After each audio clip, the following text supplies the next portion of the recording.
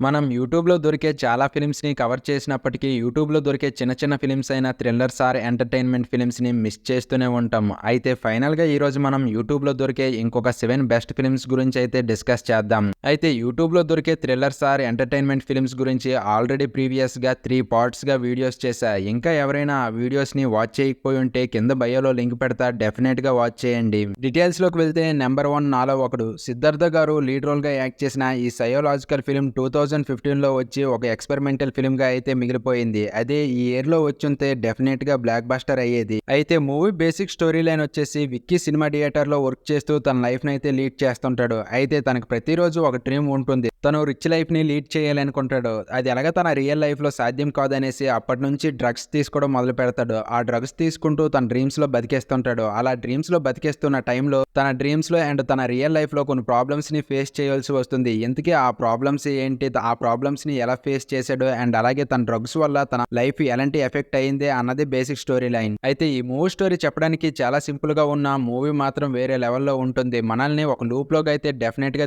తీసుకువెళ్ళిపోతుంది. అయితే ఫైనల్‌గా మూవీ ఎండింగ్‌లో వచ్చే ట్విస్ట్ అయితే అసలు ఎక్స్‌పెక్ట్ చేయలేము. అయితే మీరు ఇంతవరకు ఈ సైకలాజికల్ ఫిల్మ్‌ని వాచ్ చేయకపోయి ఉంటే కింద బయోలో లింక్ పెడతా, డెఫినెట్‌గా వాచ్ చేయండి. మూవీ చూసాక ఒక మంచి సైకలాజికల్ ఫిల్మ్ చూసామన్న ఫీలింగ్ అయితే డెఫినెట్‌గా కలుగుతుంది. నెంబర్ 2 సుబ్రహ్మణ్యపురం. కార్తికేయ మూవీకి సిమిలర్‌గా ఉండే ఈ మూవీని ఎంతమంది చూసారో తెలియదు కానీ, ఈ మూవీ చూసిన ప్రతి ఒక్కరు ఒక మంచి మిస్టరీ థ్రిల్లర్ చూసామన్న ఫీలింగ్ అయితే డెఫినెట్‌గా కలిగి ఉంటుంది. అయితే మూవీ బేసిక్ స్టోరీ లైన్ వచ్చేసి మన హీరో కార్తికేయ పురాతన దేవాలయాలపై రీసెర్చ్ చేస్తుంటాడు. అయితే ఒకరోజు సుబ్రహ్మణ్యపురంలో జరిగిన ఒక చిన్న ఇన్సిడెంట్ తనకు తెలుస్తుంది. ఆ ఊర్లో సుబ్రహ్మణ్య స్వామి టెంపుల్‌లో స్వామికి అభిషేకం చేస్తూ ఒక పర్సన్ ఎలాంటి రీజన్స్ లేకుండా అక్కడికక్కడే ఆత్మహత్య చేసుకొని చనిపోతాడు. ఇలా జరిగాక ఆ ఊర్లో వరుసగా రీజన్స్ లేకుండా ఆత్మహత్యలు జరగడం మొదలవుతాయి. అయితే ఫైనల్‌గా ఈ విషయం తెలిసిన మన హీరో ఈ కేస్‌ని ఎలా ఇన్వెస్టిగేషన్ చేసి సాల్వ్ చేశాడో అన్నదే స్టోరీ లైన్. అయితే ఈ మూవీ స్టోరీ కూడా కార్తికేయ మూవీ స్టోరీకి సిమిలర్‌గా ఉన్న ఈ మూవీలో ట్విస్ట్‌లు అయితే చాలా ఎక్కువగా ఉంటాయి. మనల్ని ఫస్ట్ నుంచి ఎండింగ్ వరకు ఎంగేజ్ చేస్తూనే ఉంటుంది. అయితే ఒక్కొక్క ట్విస్ట్ రివీల్ అయ్యాక మనకి నెక్స్ట్ ఏం జరుగుతుందన్న ఫీలింగ్ అయితే డెఫినెట్‌గా కలుగుతుంది. అయితే మీరు ఇంతవరకు ఈ కార్తికేయ మూవీని వాచ్ చేయకపోయింటే ఈ మూవీని వాచ్ చేయండి. లేదంటే కార్తికేయ మూవీ చూసినా ఈ మూవీని సింపుల్‌గా ఒకసారి వాచ్ చేయొచ్చు. ఈ మూవీ లింక్ కింద బయోలో పెడతా. ఇంకా ఎవరైనా వాచ్ చేయకపోయింటే డెఫినెట్‌గా వాచ్ చేయండి. Number 3 bye. 2019లో వచ్చిన ఈ డ్రామా ఫిల్మ్ ఆ టైంలో మంచి రెస్పాన్స్‌ని అయితే తెచ్చుకుంది. అయితే ఈ మూవీ బేసిక్ స్టోరీ లైన్ వచ్చేసి మహేష్ అనే యావరేజ్ స్టూడెంట్ తన హై స్కూల్ డేస్‌లో ఎలాంటి లైఫ్‌ని లీడ్ చేశాడో అండ్ అలాగే తన హై స్కూల్ లైఫ్ ఎండింగ్ డేస్‌లో ఎలా గడిచింది, తను ఫైనల్‌గా ఎగ్జామ్స్ కంప్లీట్ చేశాడా లేదా అన్నది మూవీ స్టోరీ లైన్. అయితే మూవీ స్టోరీని నేనైతే సింపుల్‌గా చెప్పేసా. అయితే మూవీలో మాత్రం చాలా స్టోరీసే ఉంటాయి. మధ్యలో లవ్ ట్రాక్ ఉంటుంది అండ్ అలాగే ఫ్రెండ్‌షిప్ ఇలా చాలా స్టోరీస్‌ని మెన్షన్ చేస్తూ ఈ మూవీ అయితే రన్ అవుతుంది. మెయిన్‌గా ఫ్యామిలీని కూడా ఇంక్లూడ్ చేస్తూ చూపిస్తారు. అయితే ఈ మూవీ చూస్తున్నంత సేపు మనం కూడా మన 10th క్లాస్ లైఫ్‌లో చేసే చిన్న చిన్న మిస్టేక్స్‌ని గుర్తు చేస్తూ అండ్ అలాగే ఆ టైంలో చిన్న చిన్న లవ్ స్టోరీస్ అలా చూపిస్తూ మనల్ని ఎంగేజ్ చేస్తూ ఎక్కడ డిసప్పాయింటింగ్ చేయకుండా స్టార్టింగ్ నుంచి ఎండింగ్ వరకు తీసుకొని వెళ్తుంది. అయితే ఈ మూవీలో కొంత ఫ్యామిలీ స్టోరీ కూడా ఉంటుంది. అది కూడా పర్ఫెక్ట్‌గా వర్కౌట్ అవుతుంది. కొన్ని ఎమోషన్ సీన్స్ కూడా పర్లేదు బానే అనిపిస్తాయి. అయితే ఈ మూవీ ఎండింగ్‌లో వచ్చే ట్విస్ట్ అయితే అస్సలు ఎక్స్‌పెక్ట్ చేయలేము. అయితే ఈ మూవీని మీరు ఎంతవరకు వాచ్ చేయకపోయి ఉంటే కింద బయోలో లింక్ పెడతా, డెఫినెట్‌గా వాచ్ చేయండి. ఈ మూవీ చూసాక ఒక మంచి డ్రామా ఫిల్మ్ చూసామన్న ఫీలింగ్ అయితే డెఫినెట్‌గా కలుగుతుంది. నెంబర్ 4 ఆనందం. ఈ మలయాళం ఫిల్మ్‌ని ఎంతమంది వాచ్ చేశారో తెలియదు కానీ ఈ ఫిల్మ్‌ని వాచ్ చేసిన ప్రతి ఒక్కరు ఒక మంచి ఫీల్ గుడ్ ఫిల్మ్ చూసామన్న ఫీలింగ్ అయితే డెఫినెట్‌గా కలిగి ఉంటుంది. అయితే ఈ మూవీ బేసిక్ స్టోరీ లైన్ వచ్చేసి ఇంటర్మీడియట్ కాలేజ్ చదువుతున్న ఒక 6 స్టూడెంట్స్ లైఫ్ చుట్టూ తిరుగుతుంది. ఇంటర్మీడియట్‌లో వాళ్ళు ఎలా ఎంజాయ్ చేశారు అండ్ అలాగే లవ్ అండ్ ఎగ్జామ్స్, టూర్స్ అని ప్రతి పాయింట్‌ని మెన్షన్ చేస్తూ ఈ మూవీలో అయితే మనకు చూపిస్తారు. అయితే ఈ మూవీ చూస్తున్నంత సేపు మనకి మన రియల్ లైఫ్‌లో జరిగిపోయిన ఇంటర్మీడియట్ కాలేజ్ లైఫ్‌ని డెఫినెట్‌గా గుర్తు చేస్తుంది. అయితే మనం ఇంటర్మీడియట్ కాలేజ్‌ని ఎలా లీడ్ చేసామో అలాగే ఈ మూవీలో కూడా ఆ 6 స్టూడెంట్స్ ఎలా లీడ్ చేశారో అన్న పాయింట్‌ని బేస్ చేసుకునే ఈ మూవీ స్టోరీ అయితే రన్ అవుతుంది. అయితే ఈ మూవీ స్టార్టింగ్ నుంచి మనల్ని ఎక్కడా డిసప్పాయింటింగ్ చేయకుండా ఒక లూప్‌లోకి తీసుకెళ్ళిపోయి మూవీ స్టార్టింగ్ నుంచి ఎండింగ్ వరకు మనల్ని ఎంగేజ్ చేస్తూనే తీసుకువెళ్తుంది. అయితే ఆ మూవీలో ఉండే లవ్ ట్రాక్స్ కూడా పర్ఫెక్ట్‌గా వర్కౌట్ అవుతాయి. ఆ టైంలో జరిగే లవ్ ట్రాక్స్ చూపిస్తూ ఎంగేజింగ్‌గా తీసుకువెళ్తుంది. అయితే మీరు ఇంతవరకు ఈ మూవీని వాచ్ చేయకపోయి ఉంటే కింద బయోలో లింక్ పెడతా, డెఫినెట్‌గా వాచ్ చేయండి.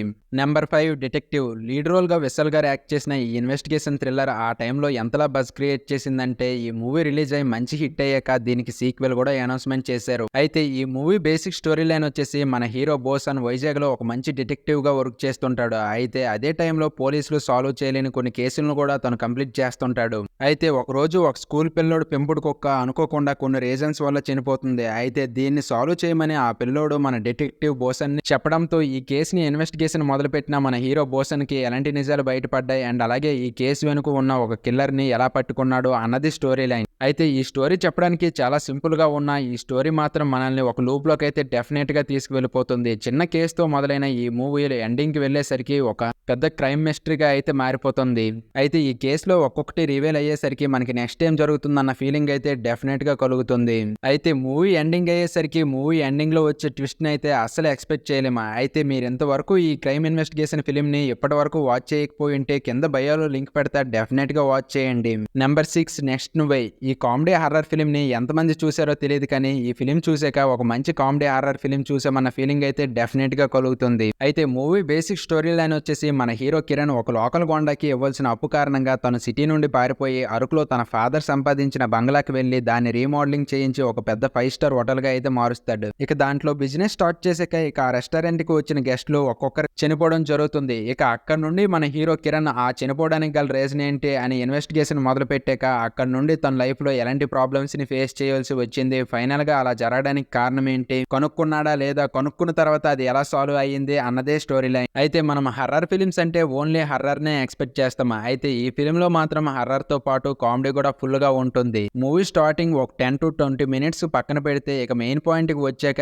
ఇక హర్రర్ తో పాటు ఫుల్ గా కామెడీతో అయితే మనల్ని ఎంగేజ్ చేస్తూ ఎండింగ్ వరకు అయితే తీసుకువెళ్తుంది. మూవీ మధ్యలో వచ్చే ట్విస్ట్ లో అసలు ఎక్స్పెక్ట్ చేయలేము అండ్ మూవీ మధ్యలో వచ్చే కొన్ని కామెడీ సీన్స్ అయితే లిటరల్లీ మనల్ని నవ్విస్తాయి. అయితే ఫైనల్ గా మీరు ఈ హర్రర్ కామెడీ ఫిల్మ్ ని వాచ్ చేయకపోయి ఉంటే డెఫినెట్ గా వాచ్ చేయండి. ఈ లింక్ ని బయోలో పెడతా. నెంబర్ 7 వెలుగు. ఈ మలయాళం ఫిలిం మలయాళంలో మంచి బ్లాక్ బస్టర్ అయ్యాక దీన్ని డబ్ చేసి మన తెలుగులో రిలీజ్ చేశారు. అయితే మన తెలుగులో కూడా ఓటీటీలో మంచి రెస్పాన్స్ వచ్చింది ఈ మూవీకి. అయితే ఈ మూవీ బేసిక్ స్టోరీ లైన్ వచ్చేసి మన హీరో ఇంటర్మీడియట్ చదువుతున్న డేస్ లో ఒక లవ్ స్టోరీ ఉంటుంది. అయితే ఆ లవ్ స్టోరీ కాస్త కొన్ని రీజన్స్ వల్ల బ్రేకప్ అయిపోతుంది. అయితే ఇంతకీ బ్రేకప్ అయిపోవడానికి గల రీజన్ ఏంటి, బ్రేకప్ అయ్యాక తన లైఫ్ ని ఎలా లీడ్ చేశాడు, ఫైనల్ గా తన లైఫ్ ఎలాంటి టర్న్స్ తీసుకున్నది అన్నదే మూవీ స్టోరీ లైన్. అయితే ఈ మూవీ స్టోరీ కూడా అన్ని స్టోరీస్ లా రొటీన్ గా ఉన్న మూవీ మాత్రం రొటీన్ టెంప్లెట్ లో మాత్రం వెళ్ళదు, కొంత డిఫరెంట్ వేలో వెళ్తుంది. మూవీలో మెయిన్ గా కొంత ఫ్యామిలీ స్టోరీ కూడా ఇంక్లూడ్ అయి ఉంటుంది. అయితే ఈ మూవీలో కొన్ని ఎమోషన్ సీన్స్ మనకి డెఫినెట్ గా టచ్ అవుతాయి. అయితే ఈ ఫిలిం చూస్తున్నంత సేపు ఒక మంచి లవ్ స్టోరీ అండ్ ఒక మంచి ఫ్యామిలీ డ్రామా చూస్తున్నామన్న ఫీలింగ్ అయితే డెఫినెట్ గా కలుగుతుంది. ఈ మూవీ స్టార్టింగ్ నుంచి ఎండింగ్ వరకు మనల్ని ఎక్కడా డిసప్పాయింటింగ్ చేయకుండా